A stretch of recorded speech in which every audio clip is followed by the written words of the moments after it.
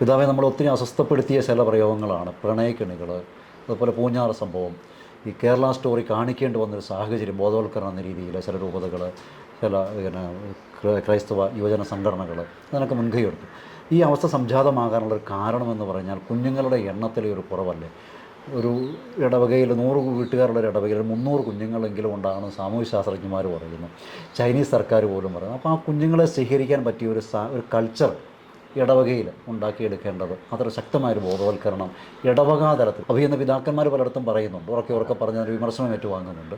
പക്ഷേ ആ ഒരു കൾച്ചർ ഇടവകാ തലത്തിൽ കൂടി വരേണ്ടതല്ലേ? തീർച്ചയായിട്ടും. കുഞ്ഞുങ്ങളെ കൂടുതലില്ലെങ്കിൽ നമ്മുടെ സമൂഹം അന്യം നിന്ന് പോവുകയാണ്. ഇപ്പോൾ 2.1 പ്രത്യുൽപാദന നിരക്കില്ലാത്ത സമൂഹങ്ങളെല്ലാം ഇല്ലാതായിക്കൊണ്ടിരിക്കും. നമ്മൾ 2-ൽ താഴെയാണ് ക്രിസ്ത്യാനികളുടെ പ്രത്യുൽപാദന നിരക്ക്. അത് വലിയ ആശങ്ക ഉണർത്തുന്ന ഒരു കാര്യം തന്നെയാണ്. പക്ഷേ ഇത് മെത്രാന്മാർ ചർച്ച ചെയ്തിട്ട് ഒരു കാര്യമില്ല. കുടുംബങ്ങളിൽ നമ്മൾ ചർച്ച ചെയ്യണം. നമ്മുടെ ചെറുപ്പക്കാർ ഇത് ഏറ്റെടുക്കണം. അവർ കുടുംബം രൂപീകരിക്കുമ്പോൾ അവർക്ക് കൂടുതൽ മക്കളുണ്ടാവണമെന്നുള്ളൊരു ആഗ്രഹം അവർക്ക് ഉണ്ടാവണം. എന്നാലേ ഇതിനൊരു പരിഹാരമാവുന്നുള്ളൂ എന്നുള്ളതാണ്. നമ്മൾ ഈ കുഞ്ഞുങ്ങൾ ഒരു കാലത്ത് നമ്മൾ സാമ്പത്തികമായ സുസ്ഥിതി ഒത്തിരി പ്രധാനപ്പെട്ടതായിട്ട് കരുതി. അത് പ്രധാനപ്പെട്ടതാണ്, അല്ലെന്ന് നമുക്ക് പറയാൻ പറ്റത്തില്ല. കാരണം നമുക്ക് കൂടുതൽ വിദ്യാഭ്യാസം കിട്ടിയതുകൊണ്ടായിരിക്കും നമ്മുടെ മക്കളെയൊക്കെ നന്നായിട്ട് പഠിപ്പിക്കണമെന്ന്, നന്നായിട്ട് വളർത്തണമെന്ന് നമുക്കുള്ളൊരു ആഗ്രഹം തോന്നി. അങ്ങനെ ചിന്തിച്ചപ്പോഴാണ് മനുഷ്യൻ സ്വാഭാവികമായിട്ട് ചിന്തിച്ചു, ഒത്തിരി മക്കളുണ്ടെങ്കിൽ ഇതുങ്ങളെങ്ങനെ ജീവിക്കും, ഇവർക്ക് എവിടുന്ന് ജോലി കിട്ടും. പണ്ടൊക്കെ കൃഷിയെങ്കിലും ഉണ്ടായിരുന്നു, ഇപ്പോൾ കൃഷിക്കും ഒരു വിലയുമില്ല. എങ്ങനെ ഇവർ ജീവിക്കും? അതിന് മറുപടി ഇല്ലാതായപ്പോഴായിരിക്കാം അവർ കുട്ടികളുടെ എണ്ണം കുറച്ചു തുടങ്ങിയത് എന്ന് ഞാൻ വിചാരിക്കുകയാണ്. പക്ഷേ അവസാനം അത് വന്ന് നമ്മുടെ സമൂഹം അന്യം നിന്ന് പോകുന്ന സാഹചര്യത്തിലേക്ക് വന്നു. പക്ഷേ ചെറുതായിട്ട് ഒരു വ്യത്യാസം ഇപ്പോൾ നമ്മൾ കാണുന്നുണ്ട്. ഞാനിപ്പോൾ കഴിഞ്ഞ 3 വർഷങ്ങളായിട്ട് ശരാശരി 30ഓളം കുട്ടികൾക്ക് 4ാമത്തെ കുട്ടിയുടെ മാമോദീസയ്ക്ക് പോകാനായിട്ട് ഇടയായി. അപ്പോൾ നമ്മുടെ ചെറുപ്പക്കാർ ദമ്പതികൾ മാറി ചിന്തിക്കുന്നുണ്ട് എന്നുള്ളത് തന്നെയാണ് അതിൻ്റെ ഒരു കാരണം.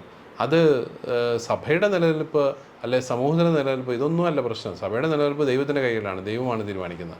പക്ഷേ കുടുംബങ്ങളുടെ നിലനിൽപ്പ് അതാണ് ഏറ്റവും പ്രധാനപ്പെട്ട ഒരു കാര്യം. നമ്മുടെ കുടുംബങ്ങളിൽ ഏകാന്തമായ അനുഭവങ്ങൾ ഉണ്ടാകുന്നു, അവിടെ ആരുമില്ലാത്ത സാഹചര്യങ്ങൾ ഉണ്ടാകുന്നു. ഇപ്പോൾ ജെറാൾഡ് പറഞ്ഞതുപോലെ പൂഞ്ഞാറിൽ ആ സംഭവം ഉണ്ടാകുന്നത് ഒരുപക്ഷെ നമ്മുടെ ആൾക്കാർ കുറവായതുകൊണ്ട് കൂടിയാണ്. പള്ളിമുറ്റത്ത് കളിക്കാൻ നമ്മുടെ കുട്ടികളില്ല, വാസ്തവമാണ്. കൃഷിയിടങ്ങളിൽ നമ്മുടെ ആൾക്കാരില്ല, അതുകൊണ്ട് വന്യമൃഗങ്ങൾ കയറി വരുന്നു. ഇതെല്ലാം വാസ്തവമാണ്.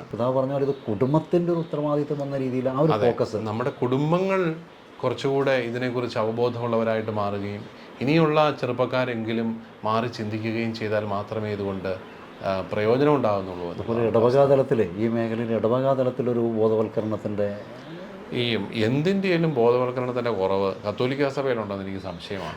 ഇത്രയും ബോധവൽക്കരണം നടക്കുന്ന ഒരു കാര്യം നമ്മുടെ പിതാക്കന്മാർ ഇതിനെക്കുറിച്ച് ഇടയലേഖനം ഇറക്കുന്നുണ്ട്. ആ ഇടയലേഖനങ്ങൾ പള്ളികളിൽ വായിക്കപ്പെടുന്നുണ്ട്. പിന്നെ കൂടുതൽ കുട്ടികളുള്ള കുടുംബങ്ങളെ നമ്മൾ സപ്പോർട്ട് ചെയ്യാൻ ശ്രമിക്കുന്നുണ്ട്. ഇങ്ങനെയെല്ലാം ഈ മെസ്സേജ് പോകുന്നുണ്ട്. പക്ഷേ ആത്യന്തികമായിട്ട് തീരുമാനമെടുക്കേണ്ടവർ വ്യക്തികൾ തന്നെയാണ്. അവിടെ ഈ സ്വാർത്ഥത, അതുപോലെ ഭാവിയെക്കുറിച്ചുള്ള അനാവശ്യമായ ഉത്കണ്ഠയൊക്കെ കയറി വരുന്നു എന്നുള്ളതാണ് വാസ്തവം. നന്ദി.